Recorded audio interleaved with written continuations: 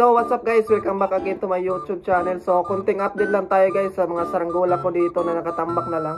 So ipapakita ko sa inyo kung ilan na lang yung saranggola ko dito guys. Okay, so bago ko ipakita ay ipiflex ko lang muna yung bago kong gawa ngayon na saranggola. So maliit lang to guys na saranggola. So hindi ko siya matitisplay ngayon dahil sobrang hina ng hangin. Baka bukas natin to matitisplay. So papakita ko muna sa inyo ito guys, yung gawa ko. Ayan. So ito na nga guys, oh. Ayan. Napakasimple lang yung design niya. Ayan. So pang kuwan na to guys, pang kids. At saktong yung tangsi nito ay sakto sa mga size 30 lang. Ayan. Napakasimple lang yung design niya. So abangan nyo guys yung display nito. So tapos na tong nalagyan ko ng parisukat at saka sumba. Yung sumba ko dito guys ay sako lang. Ayan. Okay, yung parisukat naman niya ay yung dalawang tali sa taas. So display na lang yung kulang nito.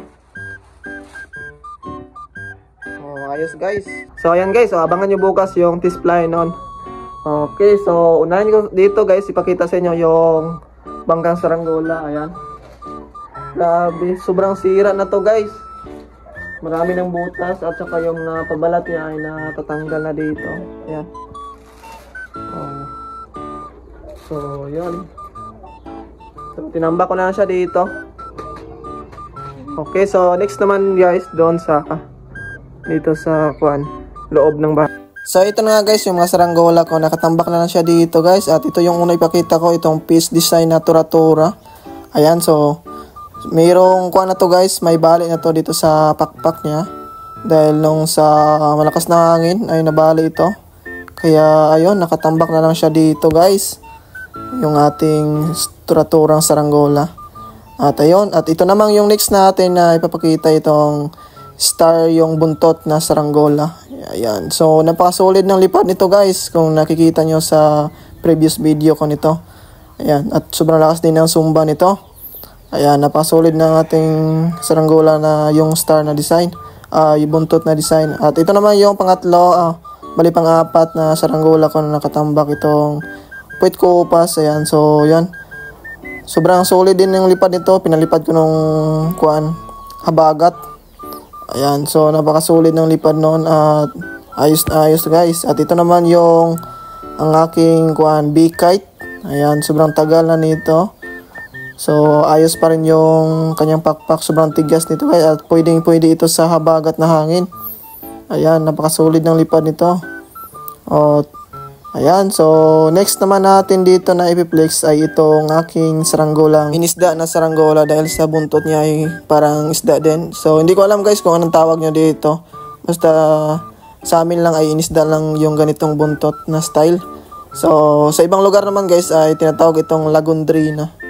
Dahil may kuwan sa gilid yung mga banderitas na kabit. Ayan.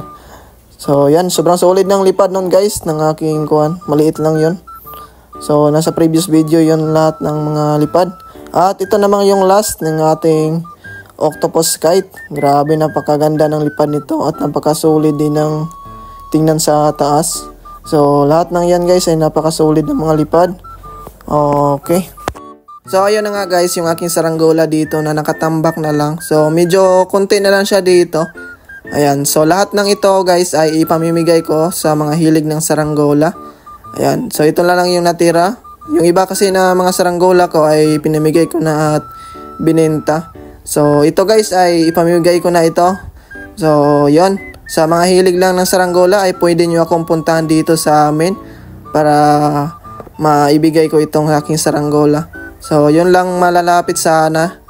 Ayan. So, puntahan nyo lang ako guys sa mga gustong humingi ng saranggola ko. Ayan. Okay, so hanggang dito na lang muna yung aking video guys. So, kita-kits tayo bukas sa display nitong aking bagong saranggola. Ayan. So, sa gustong magpa-shoutout, so just comment lang kayo sa baba para ma-shoutout ko kayo sa next aking upload. Okay.